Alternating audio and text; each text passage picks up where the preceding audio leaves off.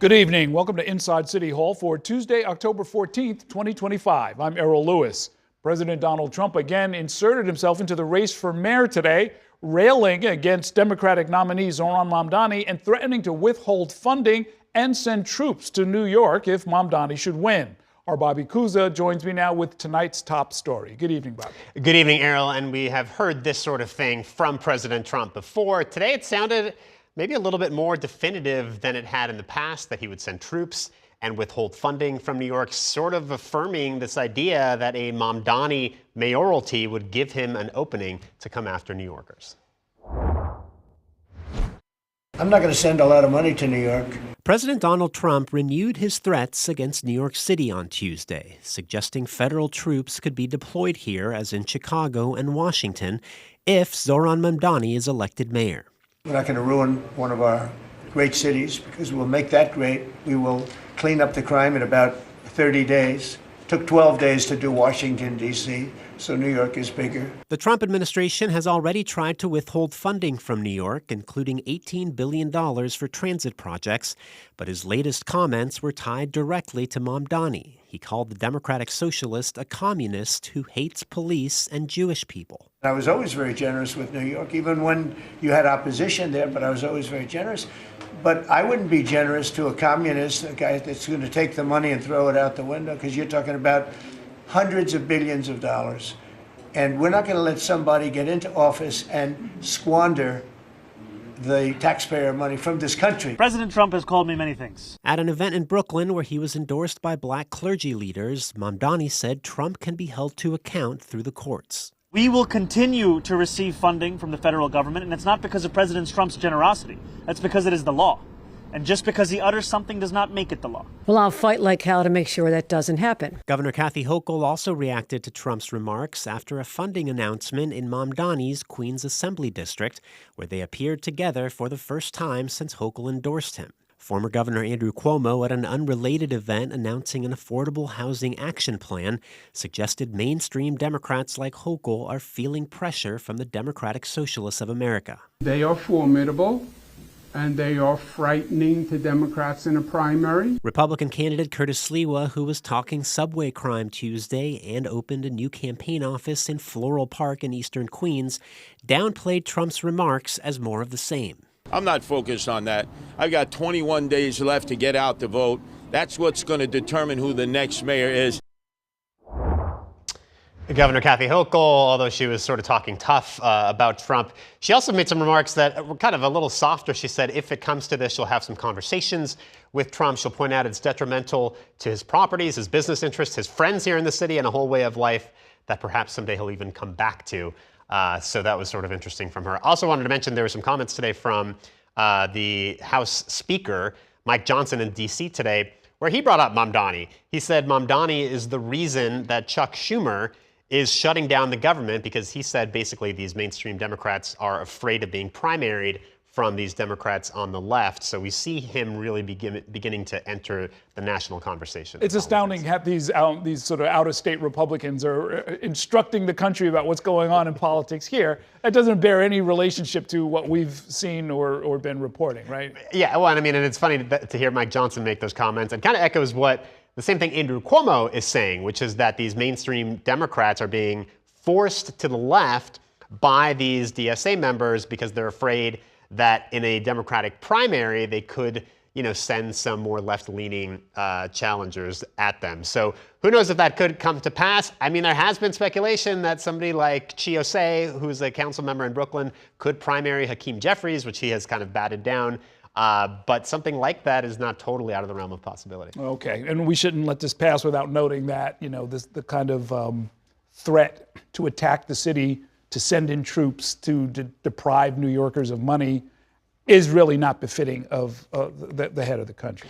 And I should also mention that Trump has made these threats before and actually attempted to claw back money already. So even without Mamdani as mayor, we're seeing some attempts from the federal government to do this. Thank you, Bobby. Also tonight, MGM's Empire City Casino in Yonkers has sent a letter to the Gaming Commission dropping out of the race for a state gaming license. Now only 3 casino proposals remain. Our Courtney Gross has been following this highly competitive licensing process for months and joins us now with the latest details. Good evening, Courtney. Good evening, Errol. It's been years we've been following this competitive process. We always knew it was high stakes, and another applicant is out of the race. That means only 3 remain. MGM Empire City withdrew its application today, sending this letter to the Gaming Commission saying the economic conditions changed. They said, please do note that the difficult decision to withdraw MGM Yonkers application is not one that MGM takes lightly. However, since submitting the application in June, the competitive and economic assumptions underpinning the application have shifted, altering MGM's return expectations on the proposed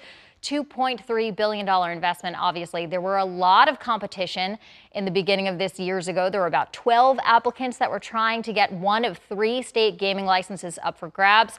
And the only ones that made it through the community approval process were 4. That included MGM Empire City, Resorts World in Queens, Metropolitan Park, that's also being pitched by Steve Cohen, and Hard Rock in Queens as well, and Bally's in the Bronx. In their letter, they say that the 4 applicants that were in a close geographic area is part of the economic considerations that MGM Empire City took when they withdrew their application today. So now there are only 3 people left up for 3 potential gaming licenses. Of course, we know that the state may not issue all 3 gaming licenses. They could issue 1, they could issue 2, they could issue none. Now, this occurs on an important and final deadline for these applicants. They were supposed to submit their tax rate proposals to the State Gaming Facility Location Board, who will be making this decision in the coming weeks. And that is exactly what they did today. And we went through those proposals. As you can see, Resorts World, which is in Southeast Queens, put their gross gaming revenue anywhere between $4 billion and $2.7 billion under several scenarios, whether or not there is 1 or 3 gaming licenses issued. And you can see their tax rates there, which is quite astounding. 56% of slots, their tax revenue would go to the state if they get a gaming license. They really want it. You can see there's a $500 million application fee. They're saying they'll pay $600 million for it. So they're really upping the ante, putting more chips in the pot, we like to say. Hard Rock Metropolitan Park is promising $3.9 billion in gross gaming revenue. They're doing the bare minimum. They say $500 million for the application fee. Same for the slot tax rates. Those are the bare minimum tax rates there, 25% and 10% for table games. And then Bally's Bronx, let's pull that up.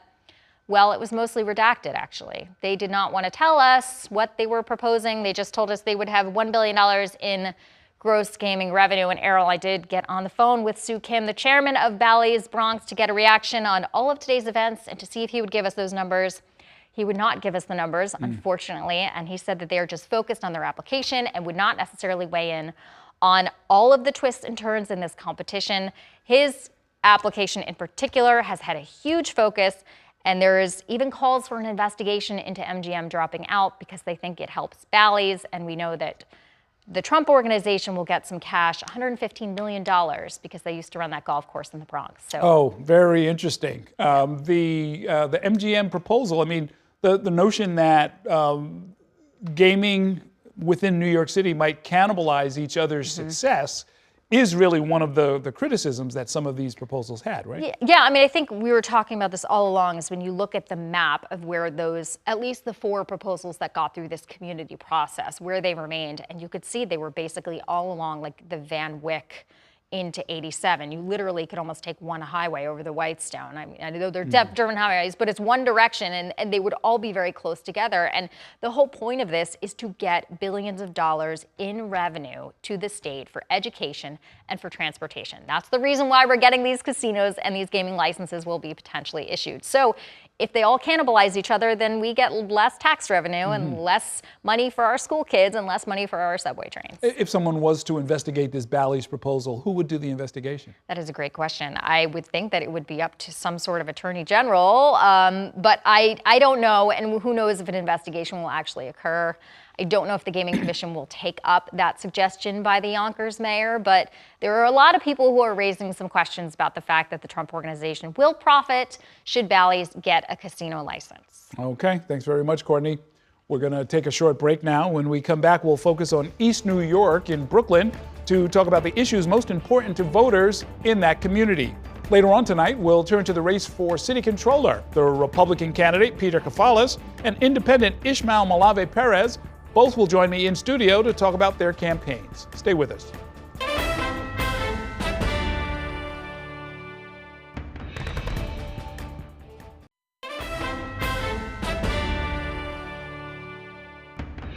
Welcome back to Inside City Hall. For the latest in our neighborhood profiles ahead of Election Day, New York One recently spent the day in East New York, Brooklyn. We found residents are most concerned about affordable housing and transportation in this southeastern Brooklyn community. Sanitation, of course, is also a pressing issue as we get closer to the election. Our Ayanna Harry spent some time in the neighborhood and joins us now with what she was able to find. Good evening, Ayanna. Good evening, Errol. For many East New York residents, this is a real renaissance for the community. More affordable housing is being built, public safety is improving, and there's a real optimism that the next mayor will continue to prioritize this progress. They say East New York is a diamond in the rough. In East New York, Brooklyn, signs of pride and progress are unmistakable. It's turning around because leaders, citizens have imagination. The 7-5 precinct in East New York was once known as the murder capital of New York City. In 1993, there were 126 murders. Last year, there were 12. And residents tell us signs of economic development have brought new optimism, and they're hopeful the neighborhood's comeback will continue under the next mayor. As a pastor here in the East New York section of Brooklyn, every week it feels like I've got to say goodbye to members that I love because they can't afford to live here. When he's not at the pulpit at the storied St. Paul Community Baptist Church, Reverend David Brawley is focused on his other calling, building affordable housing in this community. For 40 years, St. Paul has worked with East Brooklyn congregations to transform parts of the neighborhood like Spring Creek. This was a former landfill, but our leaders and our people saw more than garbage. We saw an opportunity to build affordable housing. There are 2,600 units here in this area. Brawley hopes the next administration at City Hall comes in with a bold vision to build new homes, homes that don't leave longtime residents priced out. I would say to the next mayor that this is an urgent existential crisis that demands an urgent response. Along New Lots Avenue, there's a different pressing concern. Longtime residents Erica Townsend and Eleanor Pinkney brought us here to show us firsthand. People are dumping. If you look down the street, you'll see it's bundles of garbage all along here. Why? Why? What's the reason? Just minutes after we showed up, a man told New York One a local business paid him to leave their trash on the sidewalk near a vacant lot. We gotta continue the upward trend in addressing quality of life issues. East New York native Chris Banks is proud to now represent the neighborhood in the city council. On the top of his list for the incoming administration, the critical needs of public housing residents and public transportation. Parts of the East New York is considered a transportation desert. In the June Democratic primary for mayor, Andrew Cuomo won East New York. Now ahead of the November general election, Councilman Banks believes voters want to hear from all of the candidates. And he hopes the candidates are listening to the voters. Don't forget about East New York. We need the help. We need the support. We need the attention. We need the focus. Getting residents to vote, that's another priority for Council Member Banks. Looking back to the general election in 2021, a report from the Campaign Finance Board found East New York and Cypress Hills had a lower voter turnout rate than the rest of Brooklyn and the rest of New York City overall, Errol. Yeah, some of that could be a lag. I think a lot of our viewers probably see what's going on when you go down Atlantic Avenue. You can see all of the new housing development, the affordable housing that's the result of the rezoning that was done at the start of the de Blasio administration. That's thousands and thousands more people. It's going to probably change the voting patterns, I would think. We do think that it may change the voting patterns. And there's also an interest in making sure that new residents to the community are voting and having their voices heard, but also some of the longtime residents who may feel disaffected and have, they're traditionally used to East New York being a community that's forgotten about, that's left behind. And so part of what Councilman Banks is trying to do is get those folks excited, engaged, and part of the process again so that they show up next month. That question of dumping, what you showed there, it's not like a dump truck that shows up in the middle of the night. It's done pretty much the way you saw. Some unfortunate guy is paid a few bucks to just dump stuff. That's precisely how it happens. And, you can see clearly bags of trash that some of them appear to be household trash that's left along a commercial corridor. We met right in front of a vacant lot, so there's no business there. There's no home there. There should be no bags of garbage left outside of there. And yet before that person showed up to dump those bags, there was already a pretty large mound of garbage. So the residents we spoke with, they're just really concerned about sanitation, and they say they report this, and it does get cleaned up and it does get addressed, but what they want to see is investigations that lead back to who's dumping and some accountability there. Oh yeah, they may have to put a camera there or something like that. Thanks very much, Ayanna. Great reporting. Meanwhile, 5 years after the start of the pandemic, the city's response to COVID remains a topic of discussion and analysis. How the next mayor will handle the health emergency has been one of many things discussed on the campaign trail. Our Dan Rivoli has more in this report. It's still around. I mean, I just actually got my COVID booster from Dr. Morse at the city's Department of Health. Lynn Shulman, chair of the City Council's Health Committee, getting her booster 5 years since the COVID-19 pandemic started. To a large extent, it's like the flu. Every year you get like a booster vaccine or whatever. There have been instances of COVID. I actually got COVID in the spring for the second time. According to city data, as of October 9th, average daily cases 223, hospitalizations 12, no recorded deaths. Now, the next mayor will contend with uncertain federal funding and staffing to help local health officials. The next mayor is going to have to really pay attention to the New York City Department of Health and to bolster it and to make sure that it has the resources it needs to keep New Yorkers healthy. Zohran Mamdani, the Democratic nominee, has this section on his policy website, vowing to protect New York City for future health emergencies by preventing shortages of personal protective equipment, maintaining adequate surge capacity, and healthcare worker safety. He also wants to revive the pandemic-era test and trace corps. For Cuomo, the foundation of his independent campaign for mayor is how he handled COVID as governor, though part of that record has been a drag on his candidacy, particularly his policy that nursing homes take in seniors infected with COVID. Cuomo has maintained his administration was following federal guidance. The Cuomo campaign referred New York One to this 2020 pandemic policy blueprint called New York Forward. It highlighted the coordination with hospitals to add beds and move ventilators to facilities in need. The guide detailed the state scaling up its testing apparatus to track the virus's spread.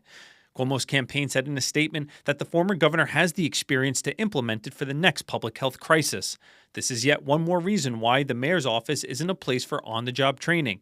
From his time as head of HUD, the U.S. Department of Housing and Urban Development, to Hurricane Sandy, to yes, COVID, Andrew Cuomo has spent decades responding to emergency disasters. Curtis Sliwa, the Republican candidate, said in a statement that as mayor, he would appoint a deputy mayor who can cut through the red tape so medical professionals can focus on caring for New Yorkers. Dan Rivoli, New York One. It is time for a break. Coming up, two candidates vying for the job of city controller will join me in studio to talk about their campaigns. That conversation is coming up in 2 minutes. Stay with us.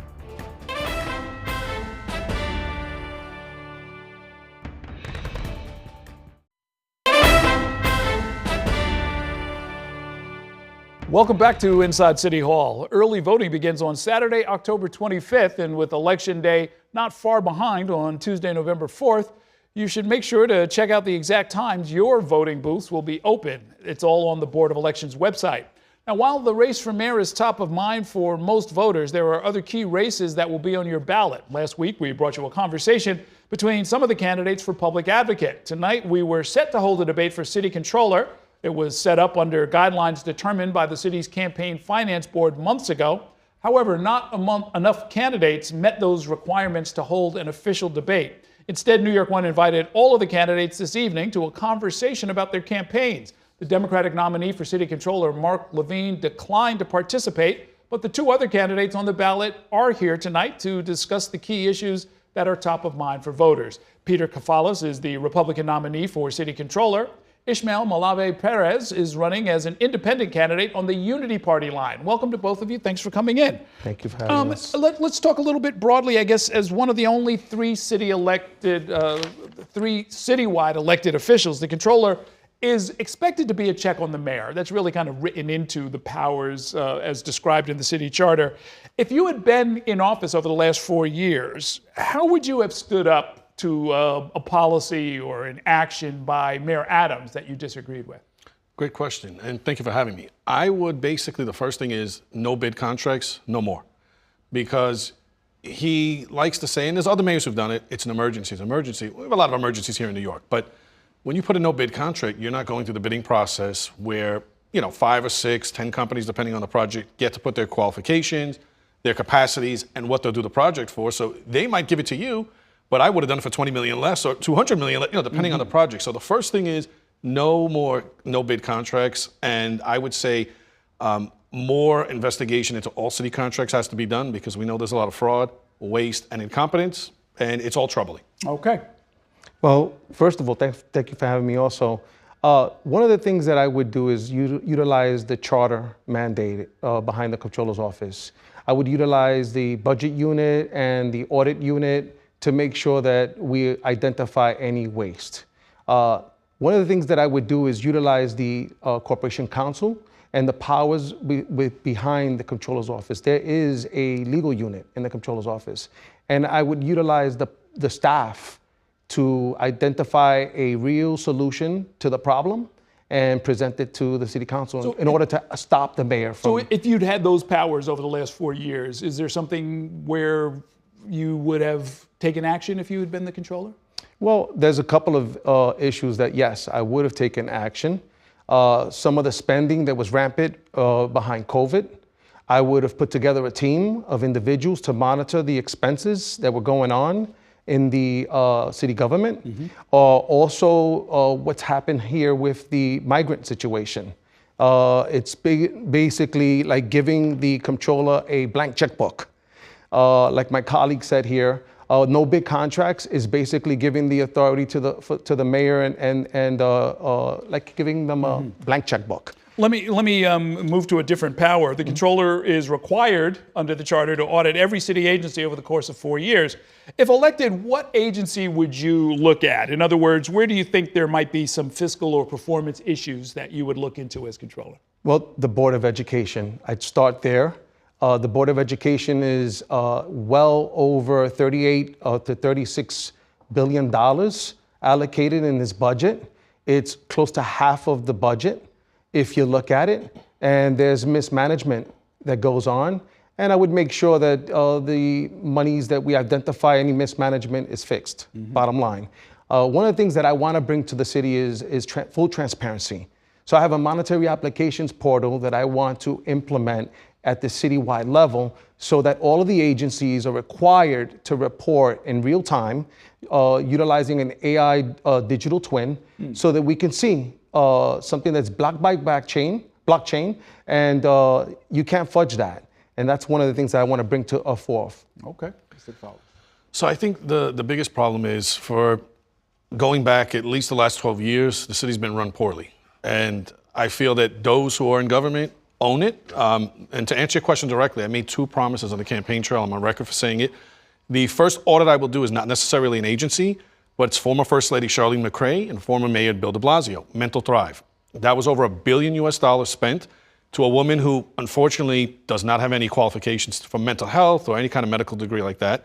And we're seeing more and more mentally ill people who are quite dangerous, unfortunately, on the subways, as we just saw on the way here, my team and I, and outside in the streets everywhere, especially here in Manhattan and even in the outer boroughs. Secondly, NYCHA. I visited one of my colleagues who's running in the Bronx, Tyreek Goodman, his personal unit up in the Bronx. It's disgusting. He's got a little girl. His second bedroom has mold and asbestos on the floor. He can't get results. Rats everywhere, holes in the ceiling. I mean, it's disgusting. Needles outside of where they used to have training centers for people to learn computer skills and whatnot, and daycares. Those are closed down. All the needles are there. And the parks, there weren't any kids shooting hoops because the homeless people have taken it over. So NYCHA is a bloated, overstaffed agency. And we've seen the corruption. The last case was, 50 people pay to play. Those are the first 2 steps I make. And then I do what comptrollers in modern time haven't done. Every city agency gets audited. Every city contract gets audited. That's what's lacking here. Okay.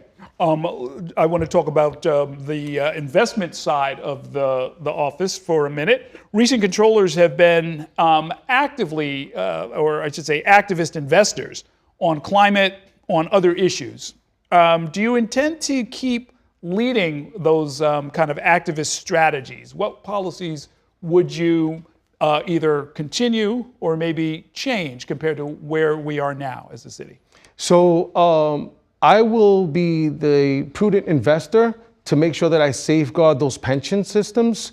I want to take or remove the politics out of managing people's money. I want to lean heavy on the team. I have advisors that are coming in with me. I've worked in the Bureau of Asset Management. I understand the processes. I'll work with the board to make sure that we don't make, that we make really wise decisions, in other words. Some of my opponents were talking about divesting from fossil fuels or divesting from corporations like Tesla. I think that those decisions were not backed by financial analysis, and so it has to make sense.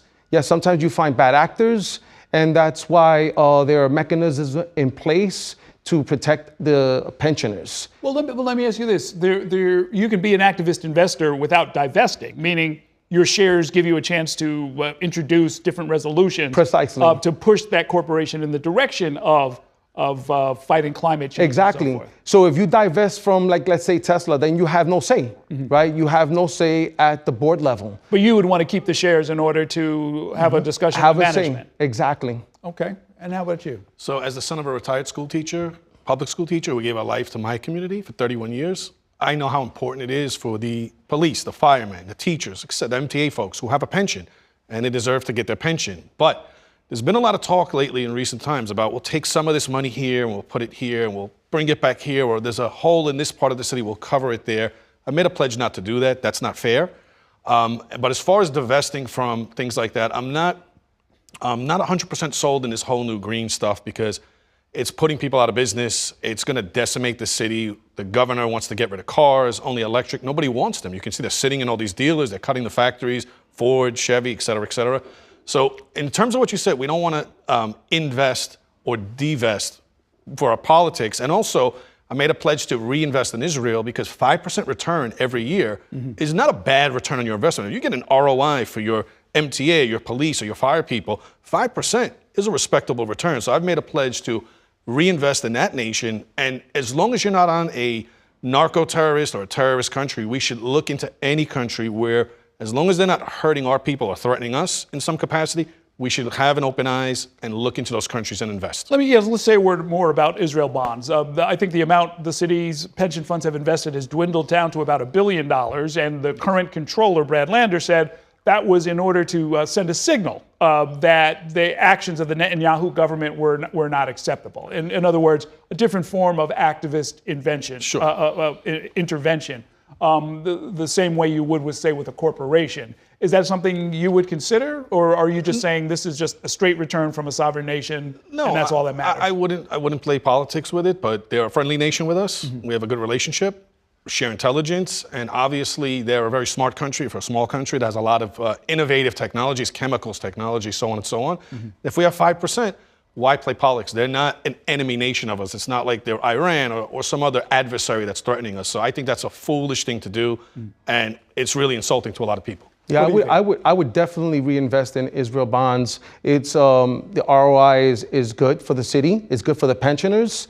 And at the end of the day, I would utilize the corporate governance structure. If there are bad actors, then that's a different story. But I would lean heavy on the team to make sure that if the bond is performing well, why not?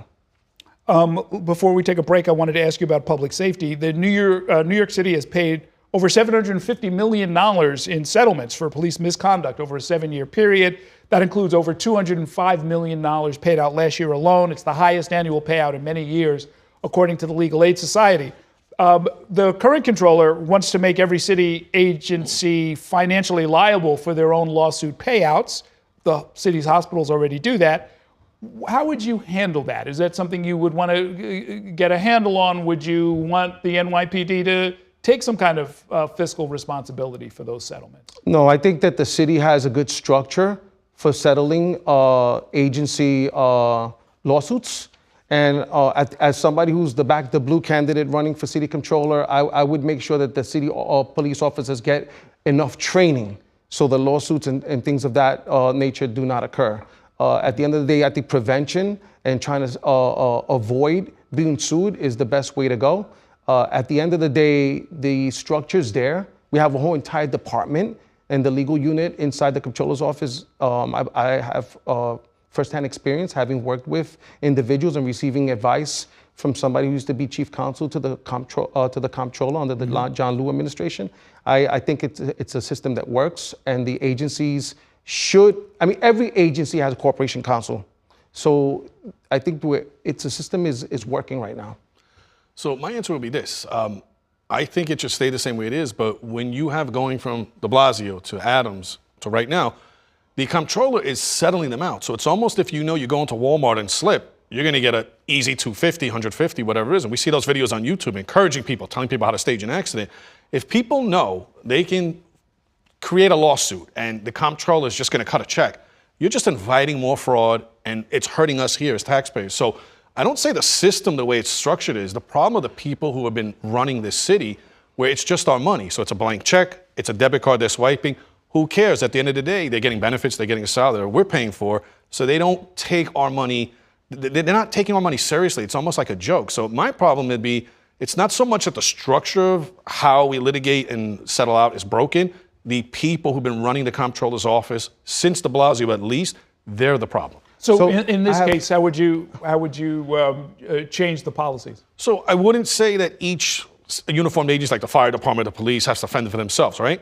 But look, obviously, no matter what line of work, city workers are not. There's bad chefs, there's bad pilots, there's bad cops, right? But the majority of city workers, I believe, are good people, and accidents happen, things happen. But when you have people who know they're gonna get an easy payout and they'll start a confrontation with a cop, throw themselves in front of something, fall on a city property, and they know, hey, the current comptroller is gonna settle out, you're encouraging this madness, and that's putting us in further financial hole, and that's what I'm against. It's setting the tone.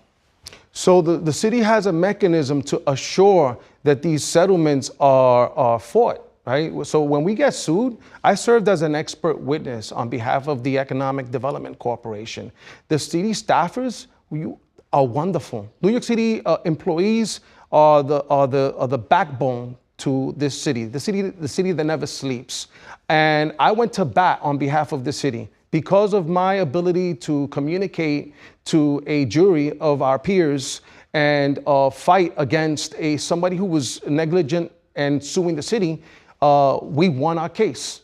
And the settlement was $0 when we were found at fault. And so as an expert witness, I think that the city needs to utilize its staffers. I was utilized by DCAS, approved by my commissioner to go and represent Corporation Counsel on behalf of Economic Development Corporation, and approved by a New York State Supreme Court justice to serve as an expert witness. I think we need to do more of that. I think we need to lean on our subject matter experts and fight some of these lawsuits. Okay, stand by, gentlemen. We are going to take a short break. Don't go anywhere. We will continue this conversation with the candidates running for city controller after a short break. Stay with us.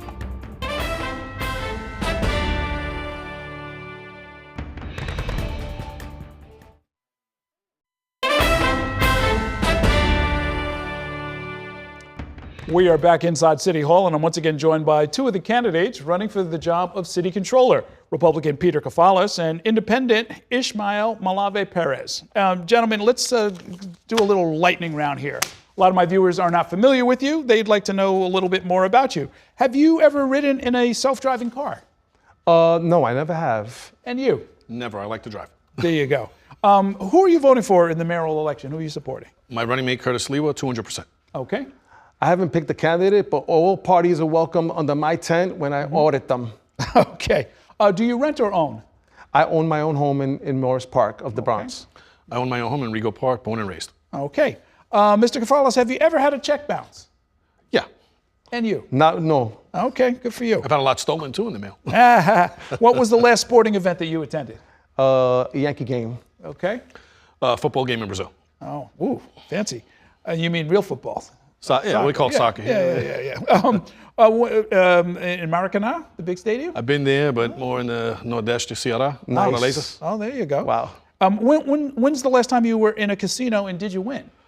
Last time I was in the casino, I want to say Kiss concert, Mohegan Sun, or Black Sabbath, Mohegan Sun. Did I win? I should have walked away. I would have won, and no, I didn't. Well, if you saw Kiss, you were a winner. Right? At Agreed. At Somos El Futuro, which I'm going to be attending last year, and at El San Juan Hotel, and I did not win. Okay, sadly. Have you ever bought anything at one of the city's legal marijuana dispensaries? Never did. Mr. Kafar? No. Okay. Do you cook? And if so, what's your favorite dish? I love to cook chicken stew with rice and beans. Okay. I do everything in the house except cook. I'm married to a Brazilian who cooks great, so I'm there you blessed go. in that regard. I just eat. Okay. Despite changes in technology, do you still have a Metro card in your wallet? I don't. Okay. I do. It's actually called an Omni card. Okay. Oh, yeah. Well, okay. Fair enough. Have you ever bought crypto? Yes, I have. Should New York invest pension funds in crypto? Absolutely. So I have a monetary applications portal, IDEA. It's going to be backed off of blockchain. I've bought plenty of crypto, various things. Should we invest? Yes, but I don't want the city jumping head first. I think moderately. Okay. Do you support congestion pricing in its current form? No way. I don't. No. Okay. All right. Let's get back into some of what's going on here. I want to go back to casinos. Do you support, I mean, what do you think about them? Do they provide economic benefits to the city? We're down to 3 applicants for 3, up to 3 approved sites. And what about the social cost? So I'm going to speak in general, but in particular about the one close to my house and where Citi Field is located. Having John Liu designate parkland, that's the asphalt parking lot, and say it's not parkland now to get the casino there, I think that's a dirty deed to be done. I'm not for it. You're in an area of Roosevelt Avenue that is under siege right now from transnational gangs, prostitution. You can buy men, women, children, passports, green cards, driver's license, right under the 7 train if you have enough cash, firearms, narcotics. As a matter of fact, I'll be there Sunday, as I am very often, working with mostly Democrats, protesting the conditions there. So I feel that that casino there is going to exasperate that particular community. And just because you put a park or quote unquote some affordable housing that never comes to fruition, I think it's not good. I'd rather see a hospital, I'd rather see a school or something that would benefit the kids to keep them off the street. Okay. I agree that we need to monitor what's going on at Roosevelt. I've participated in the protest, and I have to commend Hiram Montserrat, former councilman who is out there fighting hard along with the community at large. But as it relates to the casinos, first of all, any development, I'm going to make sure that the prevailing wage is upheld.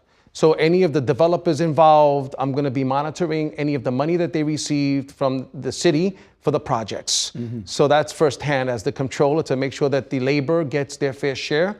Aside from that, there has to be a really good community benefits partnership. At the end of the day, New York City needs to take care of its own. It has to have a good portion of the folks that go there to work come from the community. It has to be a trickle-down effect into the community that is in the benefit, economically speaking, of the folks that are around the area. And the area needs to be upheld. More policing, more monitoring what's going on. I know that there's 2 casinos that were accepted, the one in the Bronx. There's not too many people that go out there golfing. So, I mean, the benefit of that, having people come and visit the Bronx is going to be good for the economy, as long as it doesn't affect the residential areas. And the one in Queens, like I said, more policing in the area, making sure that the area is clean and that the community at large gets some sort of a shared space. Okay, I want to ask both of you about something that has bedeviled the city for generations at this point. Efforts to reform property tax assessments have dragged on and on and on with no progress. Rental housing pays some of the highest taxes, homeowners the lowest. We all know that, we're all homeowners. Communities of color tending to pay more. Talk about fairness and what you would do as controller on property taxes. What should be the goal there? So the goal should always be to lower it. Since I've had my property, and I remember the first time I heard our former mayor de Blasio say, come here, free illegal aliens will have free health care. The next day I got one of those nice black and white letters, congratulations. And it's no joke, the next day I got that. And I've seen it happen under Mayor Adams, to be fair. So explain the letter for those who don't know. So the letter basically, congratulations, your house is worth more. Congratulations. Tax bill to follow. Your house is worth more, and congratulations. Mr. So-and-so or Mrs. So, you're going to be paying more. So, it looks sexy when you say, oh, wow, but it's not. It's basically a bad letter saying you're going to be paying more. I live in a small, attached one-family house. I don't live in a mansion by any means. Nice community, but I'm paying too much taxes. My neighbors are paying too much taxes. So what do? We have to start spending the money wisely, and this goes back to the people who've been in power at least for the last 12 years. They're reckless with our money. They're spending it on the wrong people. I'm not for subsidizing illegal aliens, and I'm not for subsidizing transnational gangs. That's a no-no. Five-star hotels like the Roosevelt, how much money have we bled out?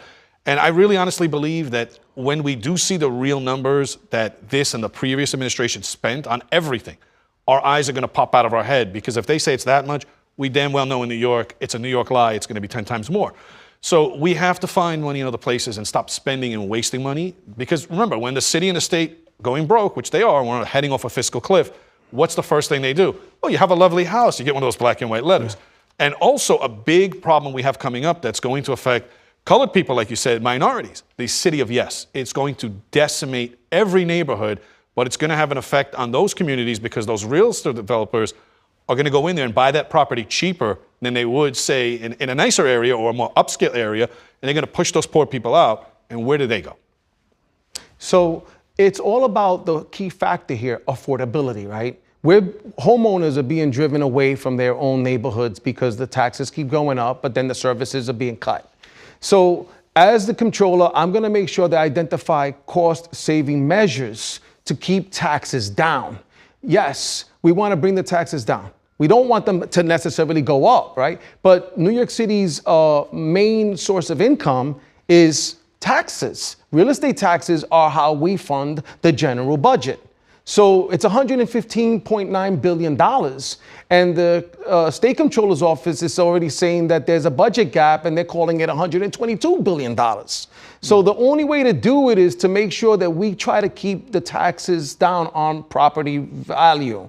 The property value is good that it goes up, but that doesn't mean you should raise the taxes on the individuals that own the homes.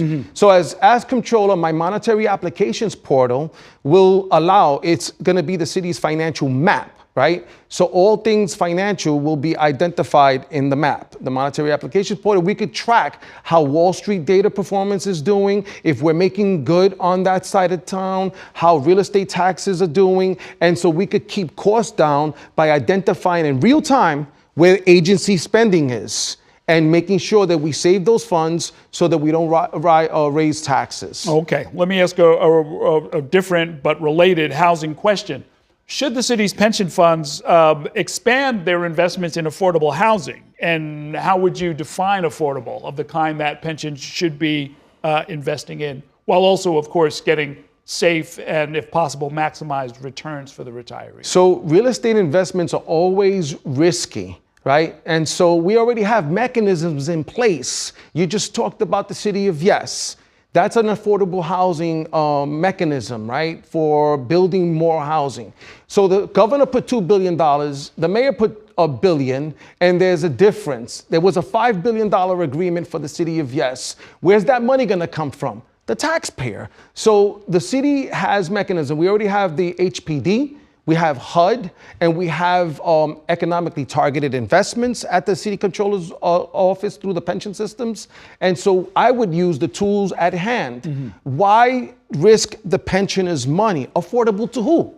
And are we going to guarantee employees that own those pension systems? They put their sweat and tears into earning a pension. Why would we risk their money in a risky portfolio called affordable housing? And by the way, I was an investment financial analyst in the Bureau of Asset Management in the Real Estate Bureau, and I managed close to $2 billion in the real estate portfolio. So I know firsthand how it works. And so no, I would not want to risk per se, investments all in affordable housing, because it's affordable to who? And where's the money going to come from? From the pension systems? Come on.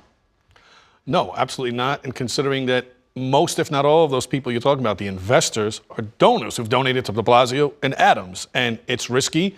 We have an exodus of people leaving. It's not sustainable. Who's going to fit into those apartments? Who's going to be able to afford them? What's affordable? A $5,000 a month studio because you have a gym? I mean, it's insanity. So no, we have to stop that, and we have to stop the city of yes, or everybody else will be moving out of Florida, and there'll be nobody left but the super poor and the super rich. So I would make sure that the City of Yes is a program that actually works. Rather than going blind and giving them a blank check to build, there was a affordable housing project that just, or platform that just created in the Bronx. And one of my opponents is proposing a $2.5 billion for affordable housing. And if you think about the average cost of building an affordable unit is like $150,000 to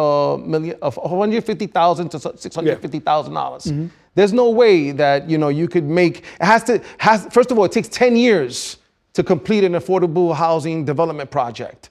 And so they're playing with numbers that don't make sense. I want to analyze these numbers. So a City of Yes needs to be analyzed. City of Yes needs to be killed. I mean, it's a destructive program. It's the last bad surprise in the bag, as well as the back of the ballot coming up that Mayor Adams left us. But look at New York over here. This is a ghost town compared to what it was pre-COVID. We know these office buildings are not going to have office people come back. We live in a hybrid or a remote setting for a lot of people. So why not take those buildings and make those into affordable housing or some kind of housing, because they're already there. The landlords aren't doing anything with them except getting a tax break. Might as well retrofit them and put some people there. And you got NYCHA. NYCHA is an affordable housing development corporation, right? So Section 9. NYCHA is important to the city, and it's one of the biggest affordable housing complexes across the country. All right, gentlemen, we've only got a couple of minutes left, so I'll ask you to do something that candidates are very good at as we come down the closing home stretch of a campaign, which is look in that camera right there and tell the voters why they should vote for you, Mr. Kafalos. So I'm just a regular citizen. I'm not a politician. That word makes me cringe. I'm a small business owner. I've run a lot of multinational, national, international companies. I've created thousands of jobs, not just here, but abroad, throughout Asia, Latin America, et cetera. The people that have been in power are the reason that we're in the situation. They own this mess. Defunding the police. How stupid was that? If you don't have any security and safety in the city, who's going to come to the principal section of New York, Manhattan, the borough, the island of Manhattan, and invest? Whether you're an American or you're someone international. Who's going to come here and buy expensive co-ops and buy these mansions and stuff like that? Nobody. So the stupidest thing we did was defund the police. They're leaving in exodus. The city's not safe. It's a third world hellhole many times, many places over. Our women, our kids aren't safe. And I pledge to fund the police, hire 7,000, 10,000 cops, work with the future Mayor Curtis Liebel to do that. And we have to start being pragmatic. You don't just say, oh, I don't like this, I don't like that, and fight with people for stupid things. You defund the police, you destroyed the city, and you have to start respecting the people's money, and you have to start respecting what you do with it. It's not a political grab bag. You do the right thing for the people. And since de Blasio, for at least 12 years, this city's been getting destroyed, and the citizens are leaving because of that. Okay. Mr. Malave Perez, look into camera 9. You've got 60 seconds. Tell the voters what you want them to know. Well, I want to thank New York One Spectrum News for having me here, Earl. Thank you so much. My name is Ismael Malave. Yo soy el candidato del pueblo. Come out and vote for somebody who's worked for 5 comptrollers. 16 years under my belt. I've implemented computerized maintenance management systems. My monetary applications portal, the city's all things financial map, is part of my vision to help New Yorkers understand in real time, utilizing an AI digital twin so you could see where the city's money is going. I'm a proud union member of SEIU Local 300. A shout out to my friends in the union. Thank you for having me here. I'm so honored to be a real New Yorker. I am the poster child for the Board of Education, a CUNY twofer. I have an MBA from the Zicklin School of Business at Baruch College, an economics degree from Lehman College. I want to make all New Yorkers proud. I want to make my mother proud, my children proud, and I believe I am your best alternative to solving New York City's financial woes. I'm going to make sure that New York City's Financial Emergency Act is permanent. And I'm going to safeguard our bonds. I'm going to safeguard your pension systems because I understand it. 27 years as a public servant, a former Boy Scout, running for citywide office, a Bronx kid, and I love New York City, and you are my biggest asset. Thank you to the people who voted for me, and I hope you come out October 25th through November 4th. Early voting, come out and vote for the most qualified candidate running for New York City Comptroller, Ismael Malave Perez Jr. Thank you. Okay. Thank you very much, gentlemen. Best of luck. We'll see you out on the campaign trail. That is going to do it for tonight's show. As a reminder, early voting begins on Saturday, October 25th. Election Day is Tuesday, November 4th. Be sure to join us tomorrow when my guests will include Shirley Aldebal. She's the Democratic candidate for City Council District 13 up in the Bronx. Until then, thanks for watching and have a great evening. We'll see you next time inside City Hall.